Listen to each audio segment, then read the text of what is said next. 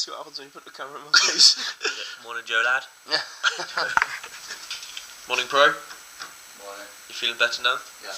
Good. Ready to ride again? Really hard. Morning, Robbie. Morning. Looking splendid. Thank you. It's the morning of day 6. Starting to feel a little bit more tired every morning, like sleepy. Like the fatigue's starting to set in. Just literally cycling 100 miles a day pretty much back to back is beginning to take its toll, I feel. Can I get a spot? Day 6. We begin to head west and inland. Today is relatively short, only 80 odd miles. Destination Aix-en-Provence, but James has a plan.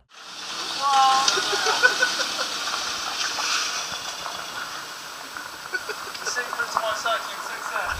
So, at the moment, we are in what's called an Edwin van der Sar, otherwise known as a drop Edwin, whereby each person does a turn at the front, carves a hole through the air, and makes it slightly easier for the person behind.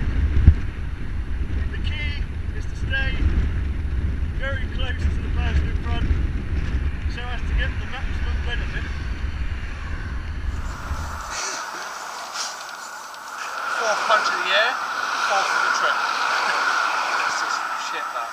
Done 15 miles, average 18.6 miles per hour. That's pretty good going. Into a headwind for sure, yeah. So in crosswinds, cyclists will, instead of riding directly behind each other, they'll ride to the right or to the left depending on the wind direction. If it's coming from the left, you ride on the right of the rider in front and you block the headwind and the crosswind at the same time. And eventually, if you're big enough, you cross the entire road, and it can be quite dangerous because you take up quite a lot of road widthways as well as lengthways. So we're just about reaching the peak of our first testing hill of the day, and I can really start to feel the burn in my thighs now on day 6. First selection. Group B. French village of Luge.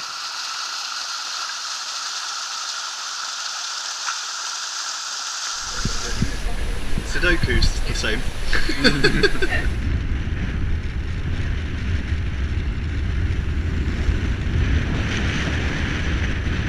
Well, we're halfway. We've been Joe. We're just riding for our lunch stop. This is about 3k. And weather's nice, wind's a bit high. But what's not to like is cycling. We're in a place that's absolutely unpronounceable. Saint Maximum de Berger or something. Hello, Rome to Homers. Hello. How's things going, Barney? Day 6? I'm right, mate. My ginger complexion isn't really built for this sort of weather, and so I can see at the minute. basically the whole trip has been a test Oh, Joe 10. to my ability to withstand sunburn. I've got so much respect for the cyclists that are doing this. Seriously. The old boys, my little troop. The old boys, and sort of Jim, Steve. They're not going to like me saying they're the old boys, but they know who they are. You've got Kevin's touching on 60, Frejus short Simpson. You've got Papa Bear himself. All you can do is just gaffer tape them and back them up, stick them out on the road and hope that they last. I don't actually think it's the muscles that are the problem. I think it's the arses and the bum cream that's required. Mr. Bernard, how are you feeling? Day Hello. 6. I'm feeling good. I've got a sore foot, which is possibly the stress of the joints, apparently according to Elsa. But other than that, I feel fine. Hot, a little bit tired, but legs feel strong. He's a monster, a beautiful monster. He's a monster, Bonnie don't mind. Tom Stone. Paper, bin.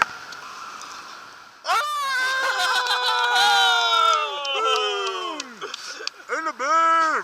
I'm just impressed with their attitude, their mentality.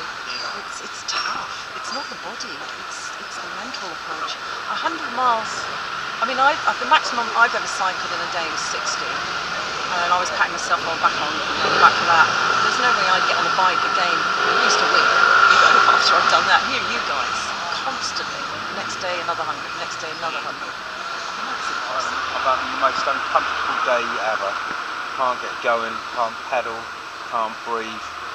The arse and the saddle have had an argument, everything. It's all going wrong. I just had no push in my legs. Just got left behind, and I think I was probably riding on my own for about 3 hours. I'll see if I can get a bit better this afternoon. A bit of motivation. Everyone's going too fast for me. How are you finding day 6? Easy, okay. There's been a few incidences where you've gone really tips up and something's just happened completely out of the blue. Each day something's just, brought us, and I'm sure it's Stevie, it's just looking down and he's throwing shit at us and having a giggle. It's actually quite emotional, and I never even knew Stevie. I only know of him through TV. It's emotional.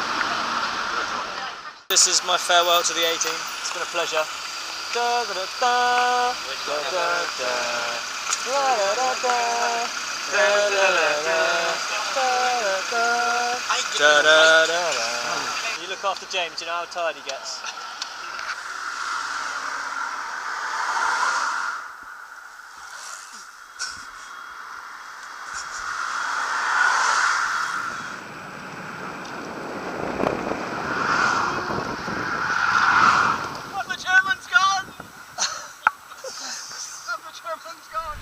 Longer today, bit in terms of the road, a bit more laborious, I would say, but great trip so far. And I said my legs weren't hurting. I'd be lying, yes they are, but I'm really enjoying it.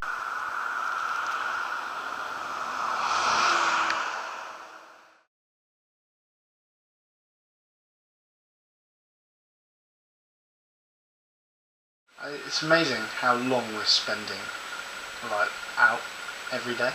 I think that's really shocked me. In the morning you get up at 6, start riding by 7, and then you're out on the bike until at least 7 o'clock the following evening, and then you've got to shower, massage, eat, go to bed to get up to do the whole thing again.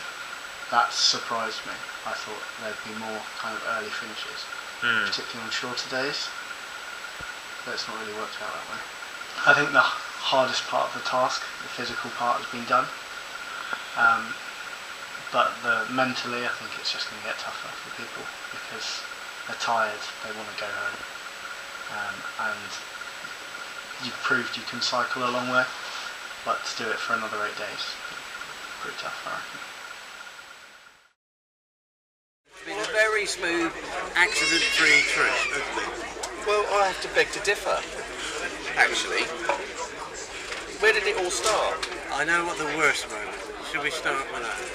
The worst moment was that bloody glass door in that restaurant.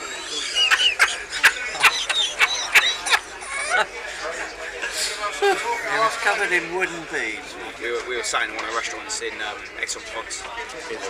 Burger restaurant somewhere. And Frampo and Stu came bursting in. Push the wooden beads aside. Opened these beads. And walked through the door. Walked smack bang straight into a door that was a see-through glass door. I absolutely hammered it with my nose. Cut his nose in between his eyes. My specs rammed into my nose.